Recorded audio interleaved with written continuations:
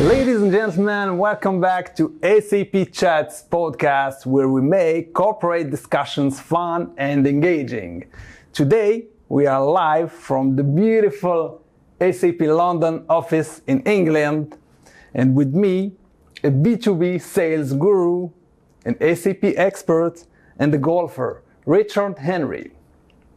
Richard is the sales director of our SAP Gold partner, Bluestonex.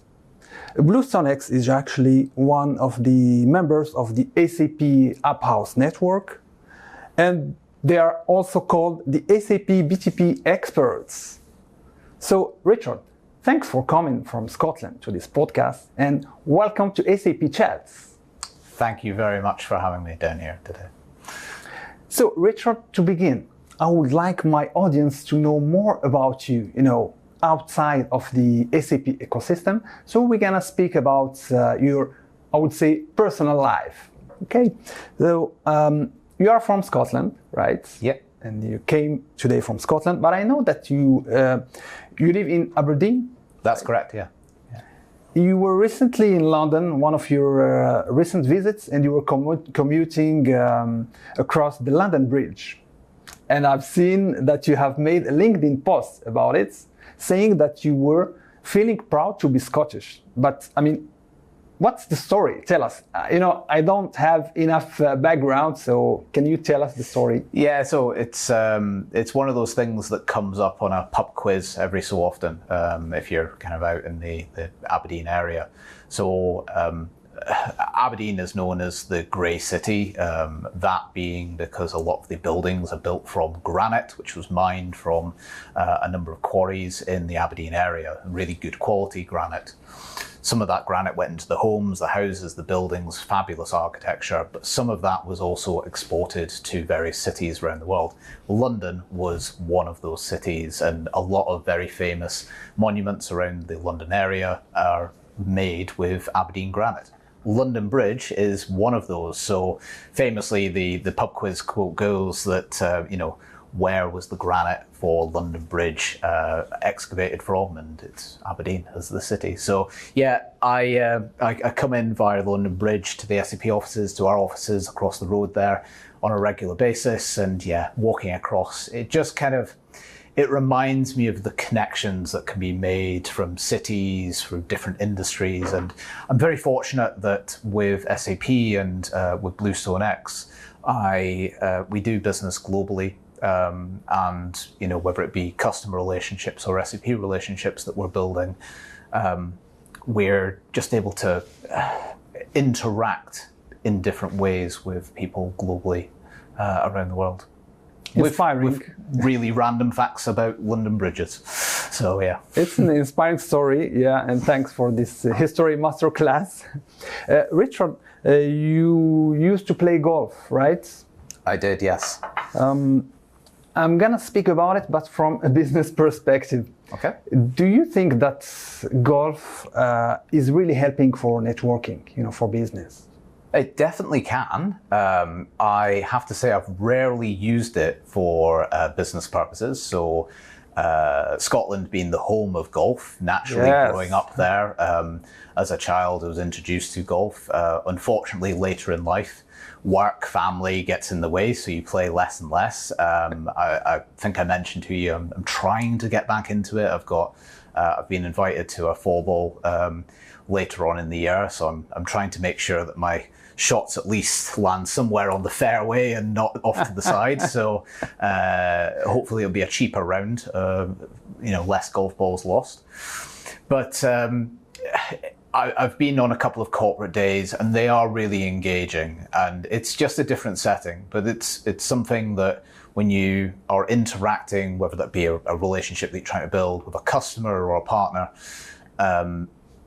when you're interacting in a different setting and you have anywhere between 3 hours, maybe up to 4.5 hours together with a customer or somebody that you're with, you can build a relationship with them on a different level. And yeah, sometimes business comes out of it, but I think with business development, it always comes down to a relationship. We and I'll maybe touch on a slightly separate subject to a degree, but we have a lot of tools which we're now developing. We're introducing AI into the sales cycle a lot, but I'll be honest, most customers will buy from an individual and an interaction as opposed to through something that AI or a tool can produce. That can help, but people will buy based on trust. Interesting. And that's something that you can unlock on the golf course. Exactly. Rarely done, but I'm definitely down to give it a go and prove it a little bit more. Right. But yeah. We are speaking today about H to H, human to human, not B2B anymore, exactly, right? Yes. Yeah. I'm learning golf as well. I did not make any networking so far. My first goal is to hit the ball, correctly. Yeah. Excellent, thanks for that. So, Richard, I usually run with my guests what I call the SAP Chats quiz. So it's 5 quick questions. Okay.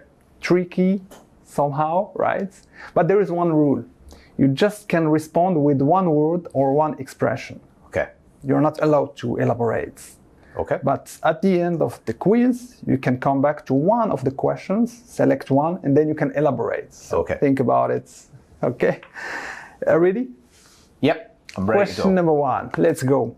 So if we were not recording a podcast today, we are Tuesday morning, right? Where would I probably find you?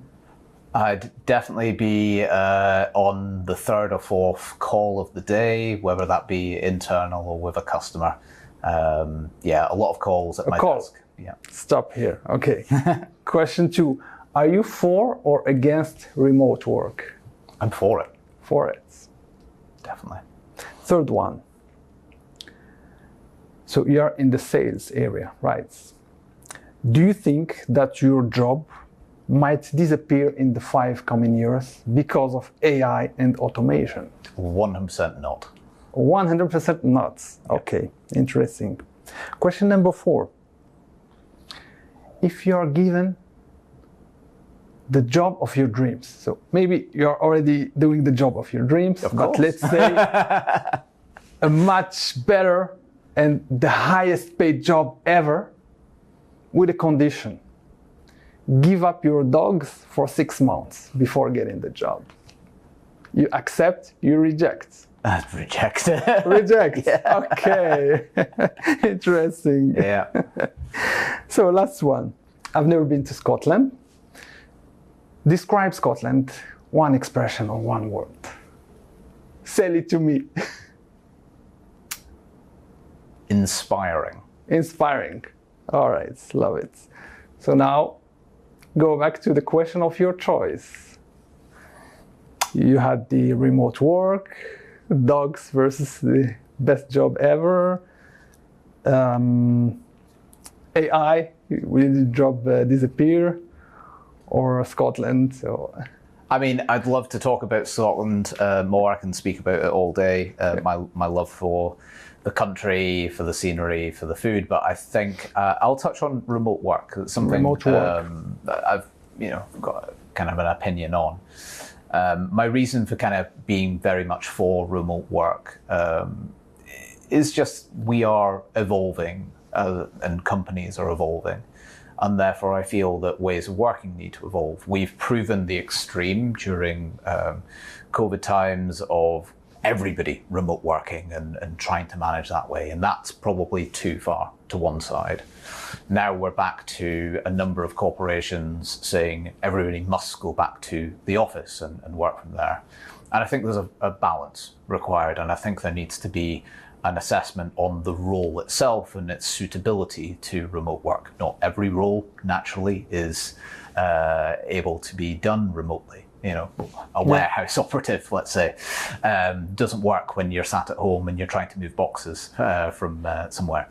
But this, I think, assessment needs to kind of happen, especially in a role like sales or consultancy, something like that.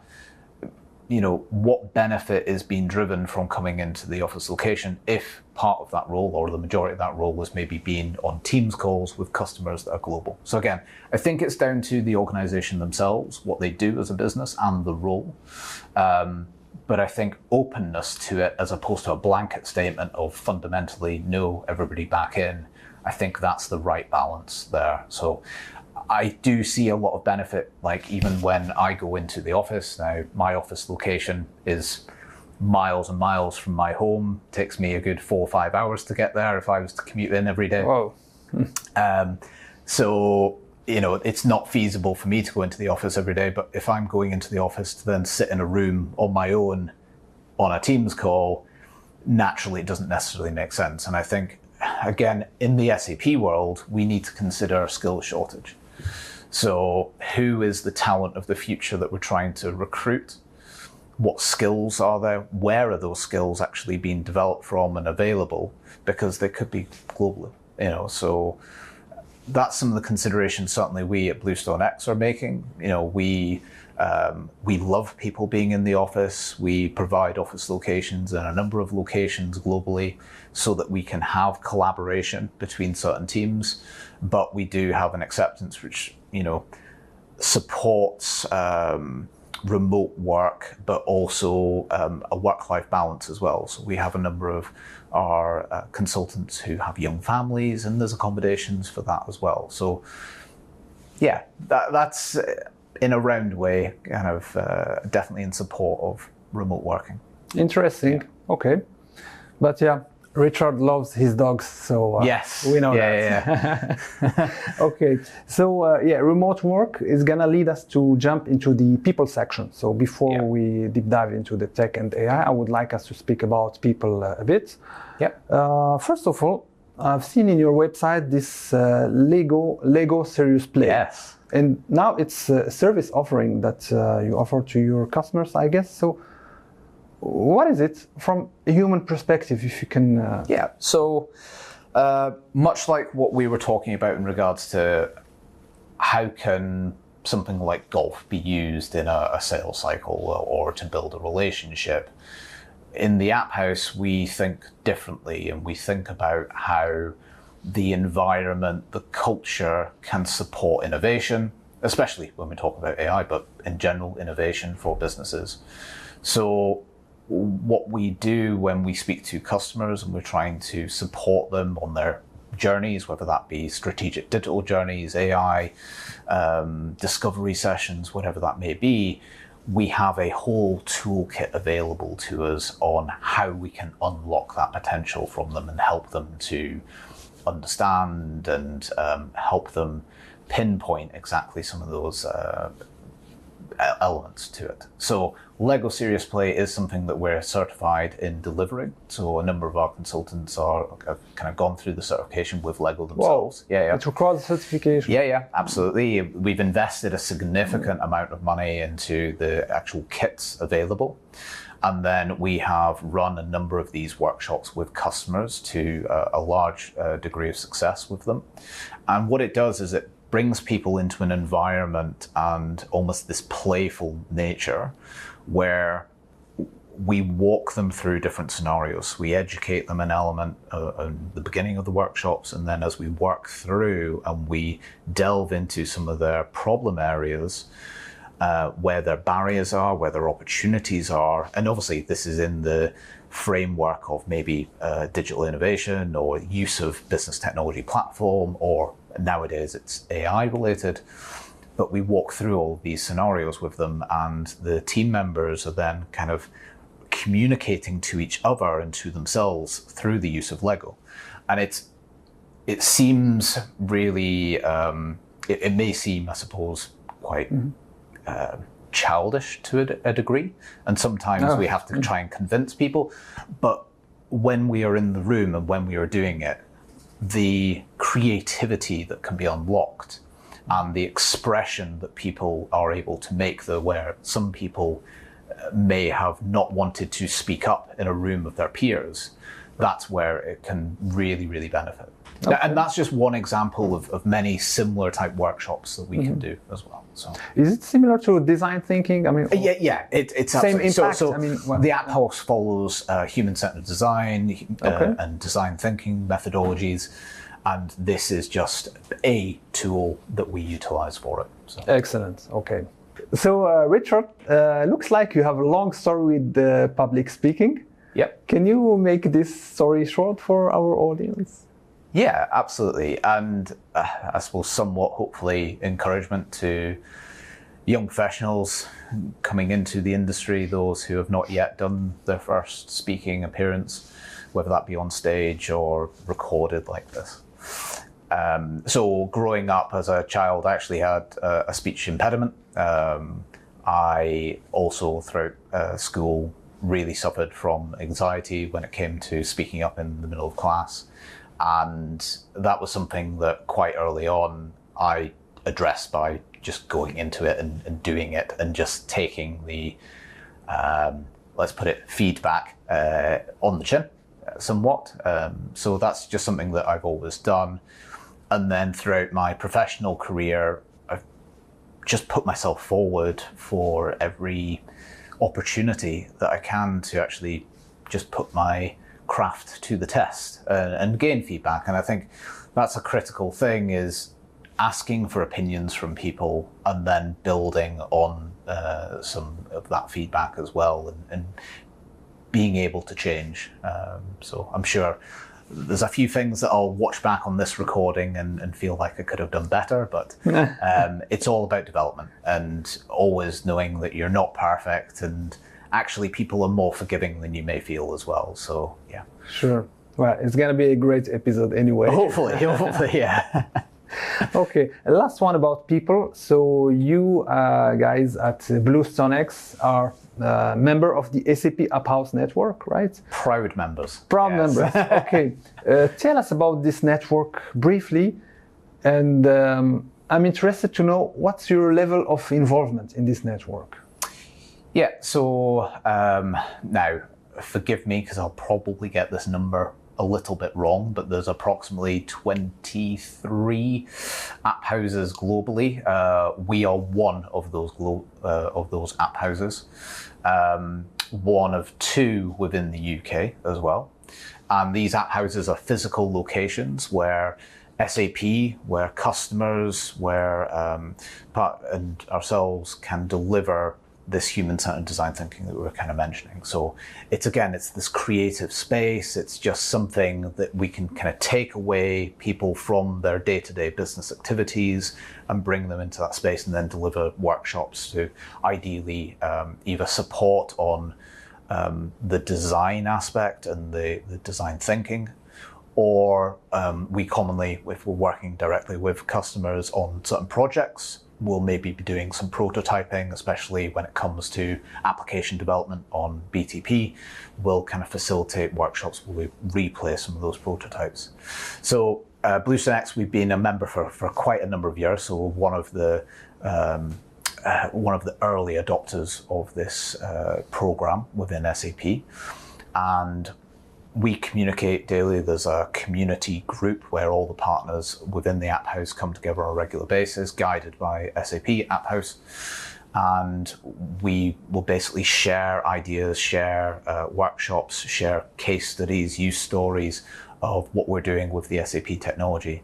The interesting thing is the SAP technology, especially over the last couple of years, and especially with AI, it's growing at a huge rapid pace.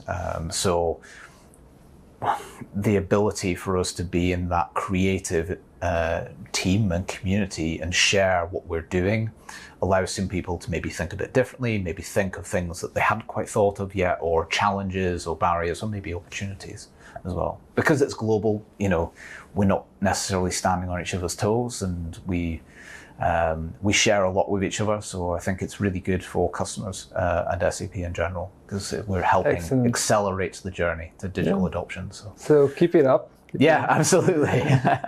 Okay, so yeah, tech and AI. Yes. Data Community Roundtable.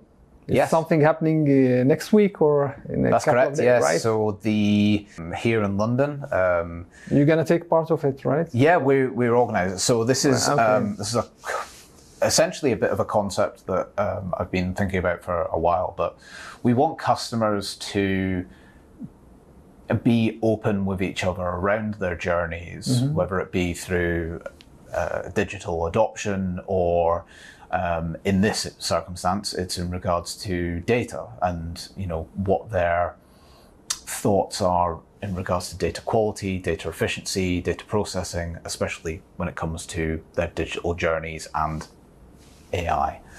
So the idea is we'll kind of facilitate an event, a networking focused event. We've got a customer coming to share their story about how they've adopted some of our tooling. So it's a tool called Maestro, which is an MDM solution.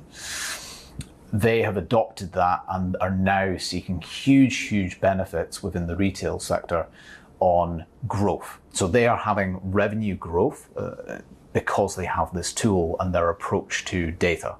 Yeah. And we want that story to be shared so that when we talk about tooling for master data management, it's not just something that facilitates an A to B type journey of I collect the data, I want to enforce some rules, and I then want to have an approval process. That's relatively standard. It's what can it do for the business and what value can it drive? So the fact that they have been able to grow their company by a considerable amount, they have won new contracts because of the speed and efficiency in which they can process extremely complex data and new products into the market is phenomenal. And that's the story we want to share, to switch the narrative to this is what you're missing out on by not having these things as a priority to your organization.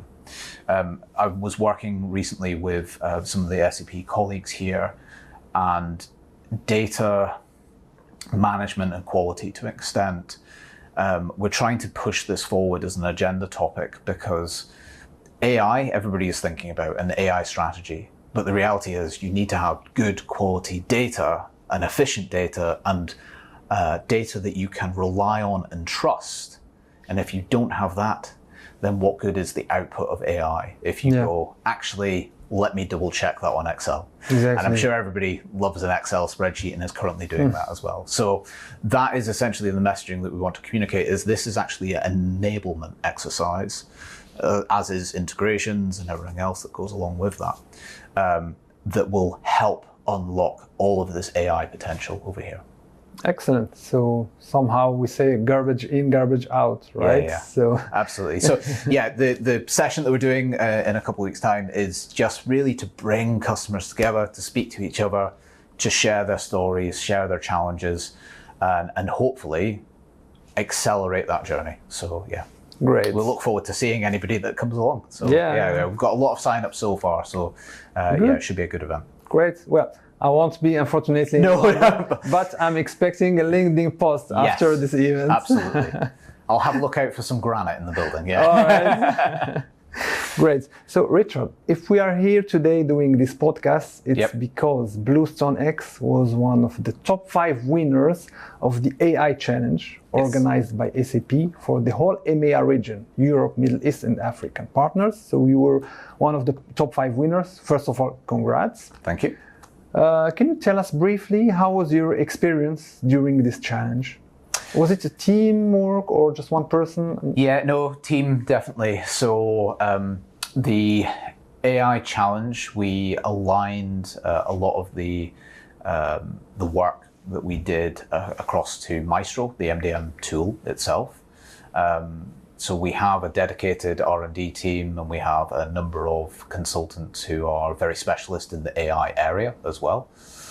So they had been developing a number of use cases, and this AI challenge was a chance for us really to try and put that more aligned to a customer's actual use case itself and tailor it towards that kind of output where it can showcase value to them as well. So we're constantly innovating with our tools.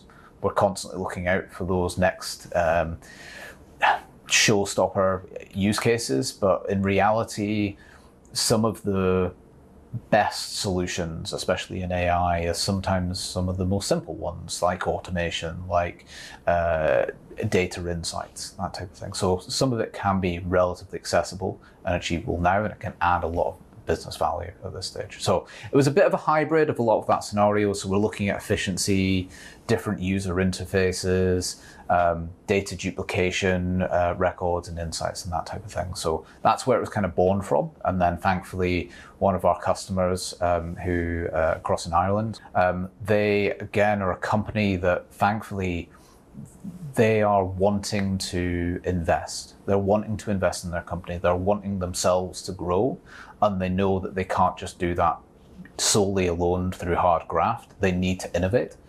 And so they have an open mind when it comes to AI and its use cases. So a bit of collaboration with them. We use some of the SAPHaus tools to kind of ideate certain things. We showcased and prototyped some examples to them, and we're currently kind of finalizing a few things with them at the moment. So yeah. Interesting. So, and that was the use case that's made you win, right? Yes. Yeah. Okay. So this use case, I suppose it's not gonna stop at the AI challenge. So it has a future. You are working on it and developing it, right? During the AI challenge, I suppose that you were obliged to use the SAP technology from the AI portfolio. Yeah. Can you tell us more? What did you use from our portfolio? I mean, what components? Yep. So, a couple of elements, but Bluestonex, we are an SAP BTP shop.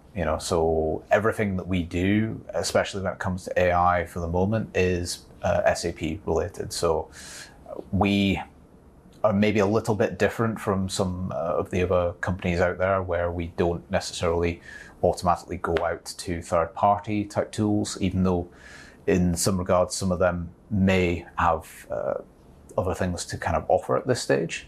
We want to focus and keep ourselves within the SAP bubble. That supports SAP, it supports us in our developments as well, because we have the right skill sets within the organization for it. And it is what makes us a little bit unique in that, guys.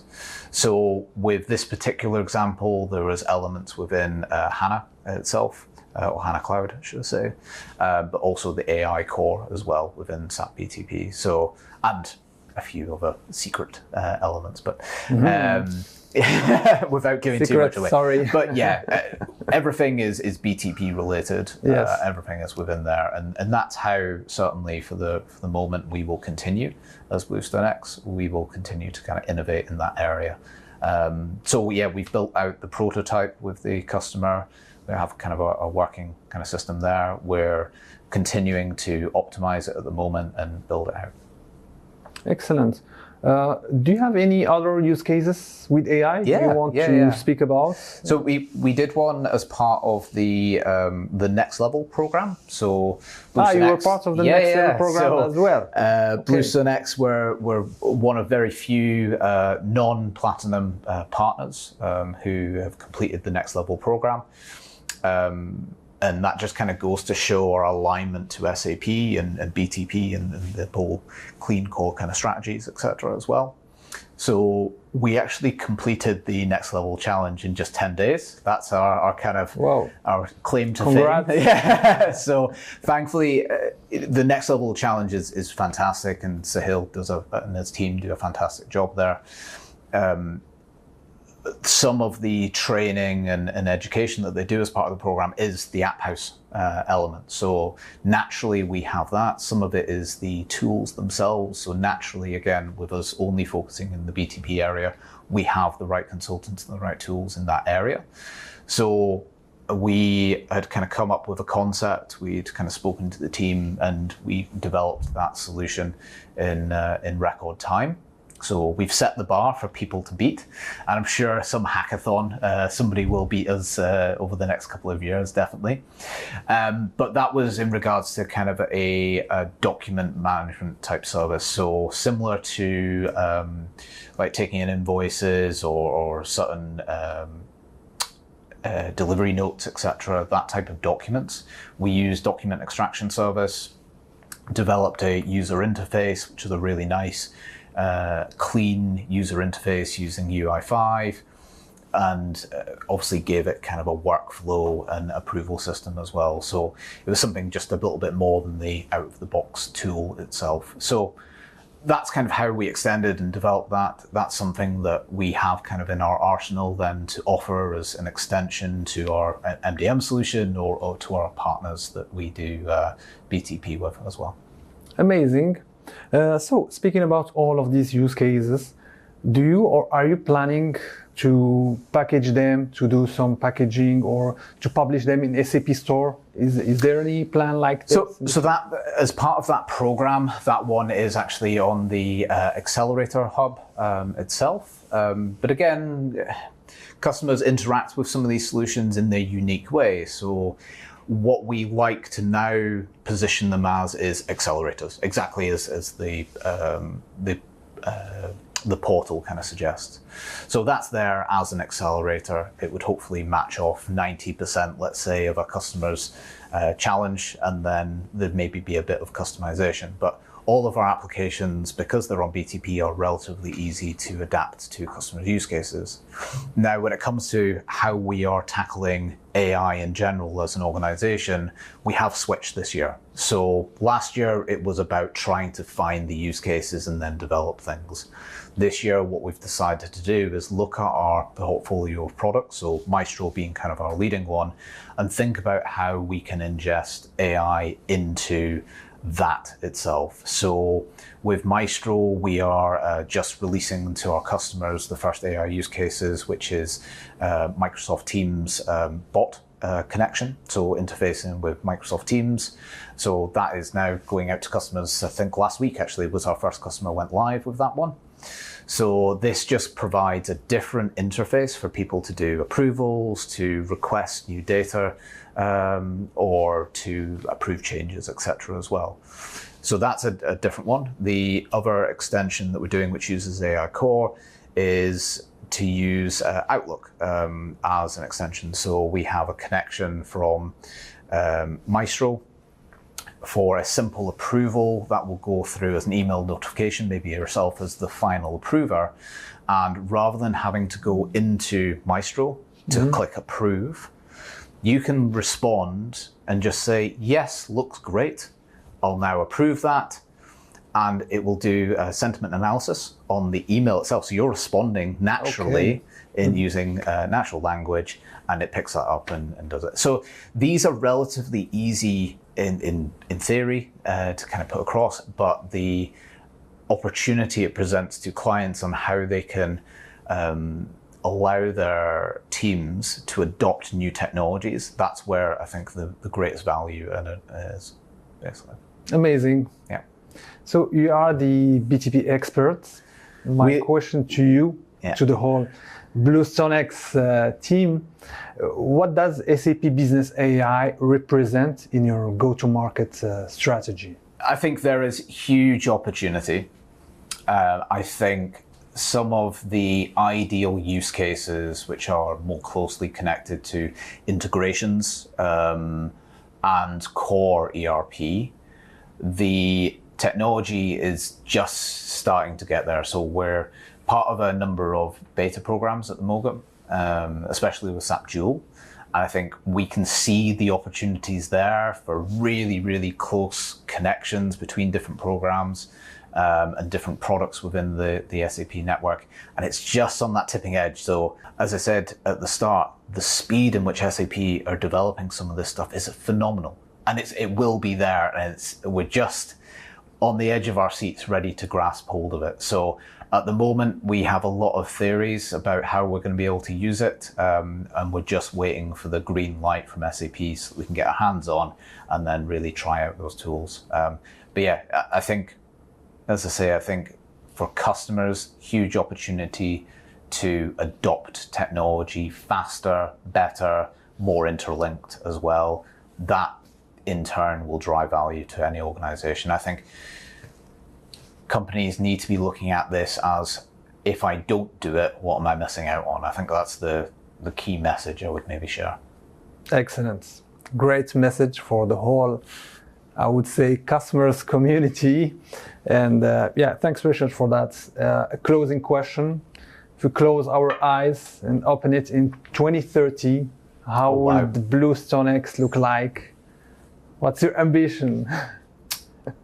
So Bluestonex, we want to be more into the product area. Again, we will continue to be experts and keep developing our skills within BTP, but certainly we want to push forward a number of out-of-the-box type solutions. So Maestro, as I say, being the strongest one, but very soon, so the beginning of 2026, we will have a warehouse, a suite of warehouse applications, which are all on mobile devices, which some of which has AI within that, whether that be speech recognition elements or eye tracking stuff. So there's a huge bit that is in R&D at the moment, which we will be releasing, so exclusive there.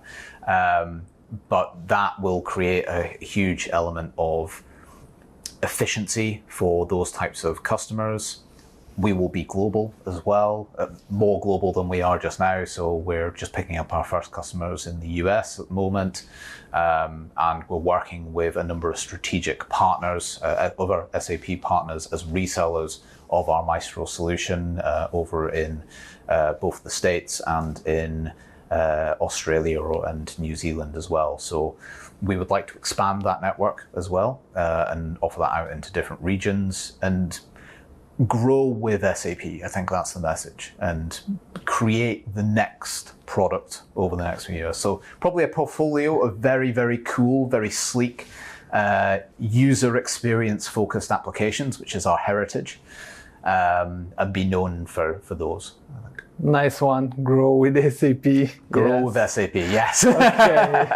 Love it. So Richard, was really glad to have you with us. No, thank you very much for I love having the me. shooting, and I'm convinced that our audience will love the episode. Thank you. Richard. Yeah.